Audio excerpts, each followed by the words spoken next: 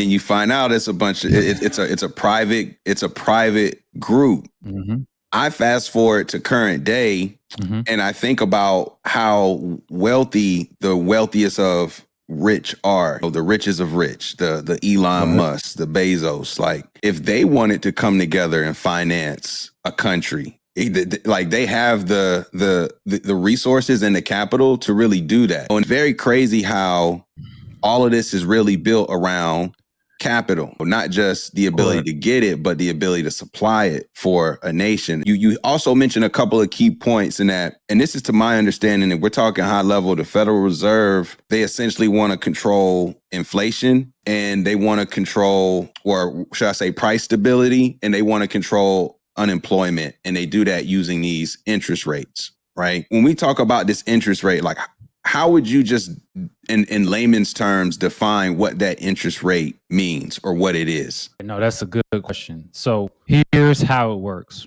or here's recent history that we all can relate to, that we probably lived through and but just might not have understood what was happening. So we have this financial debacle, disaster, which a lot of us know as 2008, 2009, this huge recession that happened probably when some of us were in college or right after we got out of college, when we talk about those in that millennial age range. And what happened in that time period is that there was some bad decisions made from the bank's perspective, as far as who banks decided to make loans to. They basically made loans that people were not going to be able to pay back based on their income. But they made those loans with the attitude of, I hope they are able to pay this back, instead of, I know they'll be able to pay this back.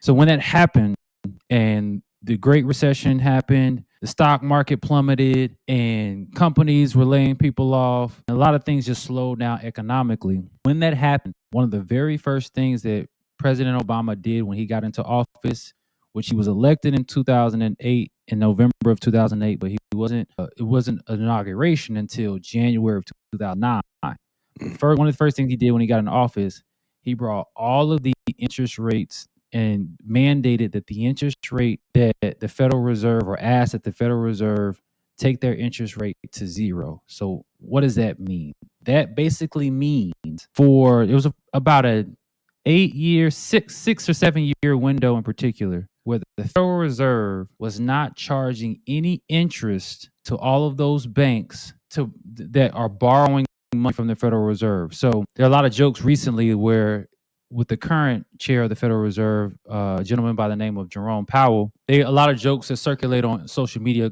calling him the money printer. Like, he just prints money. He just he lets the printer roll, and he's just creating money out of thin air. Well, that is the scenario whenever the interest rates are zero, which they were from 2008 to about 2014, 15, and then Trump came into office, started to raise the interest rates, and then the pandemic happened and they brought them back to zero again. Well, basically, when the interest rates are zero, that means banks are essentially getting free money in order to operate. And there's this dynamic where the Federal Reserve is just creating money that Bank of America say, hey, we want to make loans and keep the economy and money circulating.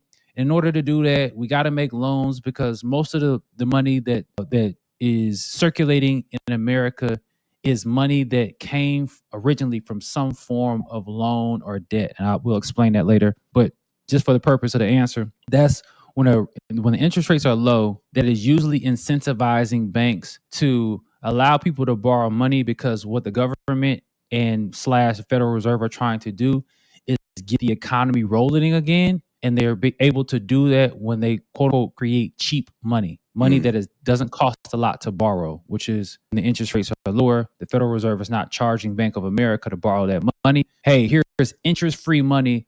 Go approve credit cards, approve car loans, approve mortgages, because we need those transactions to happen to speed back up our economy, because it just hit rock bottom when the stock market crashed and other things crashed, which essentially is what happened in 2008. It happened again in 2020 by way of the pandemic. so not the normal causes. And then now with some of the aftershock of the pandemic and supply chain issues, a lot of things that knock things out of whack economically, the same scenario formed over the last, let's just say 1 or 2 years, where before this past 12 months, where interest rates were virtually zero. And then now they're starting to, the interest rates are not starting to, they're really high in comparison to some of those periods of time, because here's I guess I'll call it the ill effect, the bad side to low interest rates. Because many would think, oh, well, interest rates are low, that means my mortgage rate that I borrow with is going to be low. That's good for me. And that's great. Like, because if it didn't cost any money for Bank of America or JP Morgan to borrow this from the Fed, then they're probably not going to charge me as much of an interest rate when I borrow from them, which is true. Here's the issue, though. When too much money